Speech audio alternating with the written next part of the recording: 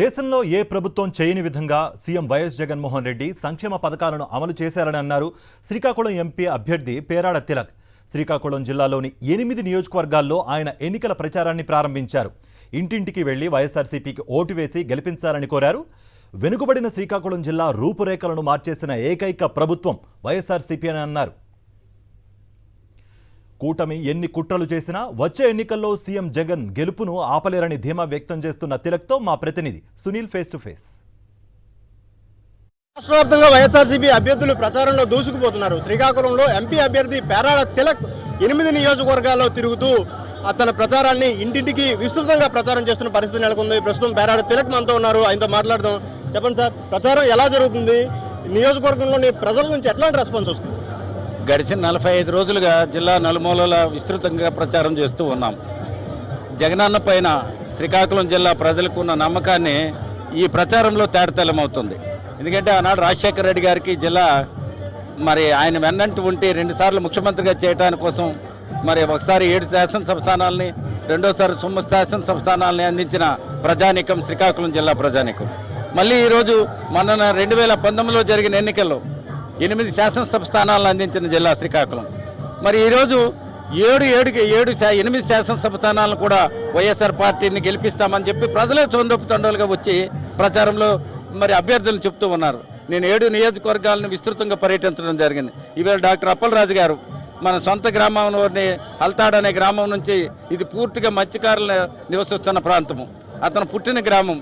ఈ గ్రామంలో అనేక మంది వలసజీవులుగా బతుకుతున్న వాళ్ళు, పేదరికంతో ఇబ్బంది పడుతూ బతికేవాళ్ళు. వీళ్ళందరికీ ఈవేళ జగన్మోహన్ రెడ్డి గారు ప్రభుత్వం వచ్చిన తర్వాత వాళ్ళ కష్టాలు తీరాయి. మంత్రిగా అతను అయిన తర్వాత ఈ గ్రామాన్ని రోడ్లేసి మంచినీరు అందించి ఎన్నో దశాబ్దాల కాలం నుండి ఉన్న సమస్యలన్నీ ఈరోజు క్రియేట్ చేయడం జరిగింది. ఈవేళ జగన్మోహన్ రెడ్డి ఆశీస్సులతో మూలపేటలో, ఇక్కడ పక్కనే మూలపేటలో గ్రామంలో పోర్టు నిర్మాణం జరిగింది.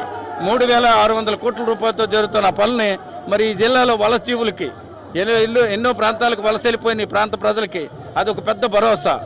అనేక పరిశ్రమలు రాబోతున్నాయి. ఇదంతా జగనన్న వల్ల సాధ్యపడిందని ప్రజల్లో ఒక నమ్మకం. అందుకు వైఎస్ఆర్ పార్టీని గెలిపించుకోవాలని ప్రజలే పెద్ద ఎత్తున ఈరోజు ముందుకొచ్చి జగనన్న ఆశీర్వదించాలా. జగన్మోహన్ రెడ్డి ఆయన పేరు చెప్పి, ఆయన చేసే అభివృద్ధి చెప్పి, ఆయన చేసే సంక్షేమం ద్వారా మళ్ళీ జిల్లాలో వైఎస్ఆర్ పార్టీ ఘన విజయం సాధించబోతుంది.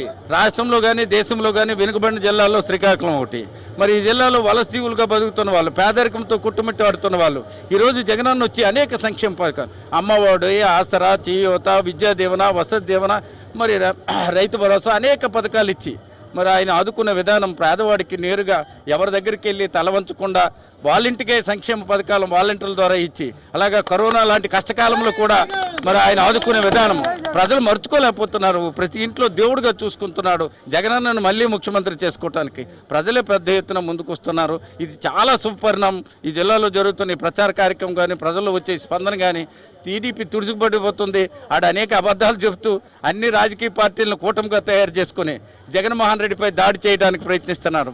జగన్మోహన్ రెడ్డిని గద్దె దించడానికి కోసం ప్రయత్నిస్తున్నారు. కానీ ప్రజలే నడుము కట్టి, ఆడ మగ తారతమ్యం లేకుండా జగనన్న కోసం మేము నడుస్తున్నామని చెప్పి ప్రజలే ముందుకు రావడం అనేది చాలా గర్వంగా ఉంది.